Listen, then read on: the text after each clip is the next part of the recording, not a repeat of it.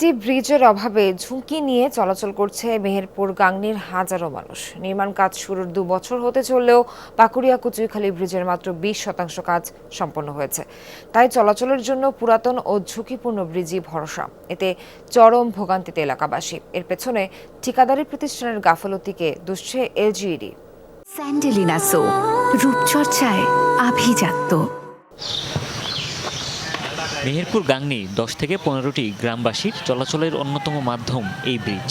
ঝুঁকিপূর্ণ হওয়ায় 2021-22 অর্থবছরে এই পথে নতুন করে পাকুড়িয়া কুচুইখালী ব্রিজ নির্মাণের কাজ শুরু করা হয়। কিন্তু বাস্তবতা হলো 2 বছরে পাইলিং ছাড়া আর কোনো কাজই আগায়নি প্রকল্পটি।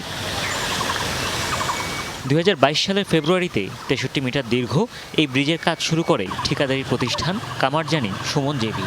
23 সালের মধ্যে কাজ শেষ হওয়ার কথা থাকলেও মাত্র 20% কাজ শেষ করেছে ঠিকাদারি প্রতিষ্ঠান। ফলাফল চরম ঝুঁকি নিয়ে পুরাতন ব্রিজ দিয়েই পারাপার করছেন স্থানীয়রা। মেহেরপুর চোডাঙ্গা সব এই 5-7টা গ্রামের মানুষ এর ওপর দিয়ে নির্ভরশীল। তাছাড়া এদিকে কোনো দিকে আর কোনো রাস্তা নাই।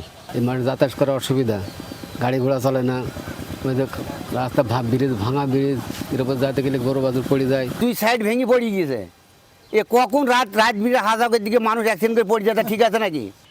নতুন ব্রিজটি নির্মাণ না হওয়ায় ভারী যান চলাচল বন্ধ এই রুটে। তাই কৃষিপণ্য সহ ব্যবসায়িক খরচ বেড়েছে। এর পেছনে ঠিকাদারি প্রতিষ্ঠানের গাফিলতিকেই দুষছে স্থানীয়রা। বড় গাড়ি ঘোড়া চলার সব দিকে আমাদের এটা উপকার হবে। 2 বছর হয়ে গেল ব্রিজটা হওয়া হয়েছে না।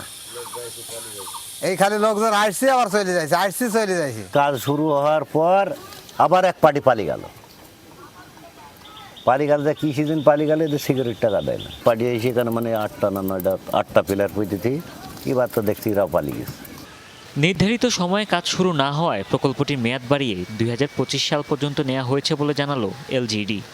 সংশ্লিষ্ট ঠিকাদারি প্রতিষ্ঠান নির্দিষ্ট সময়ের ভিতরে কাজ শুরু করতে পারেনি, এজন্য কাজটা দেরি হয়েছে এবং কাজটির সীমা বৃদ্ধি করে 2025 সাল পর্যন্ত সময়সীমা বৃদ্ধি করেছে।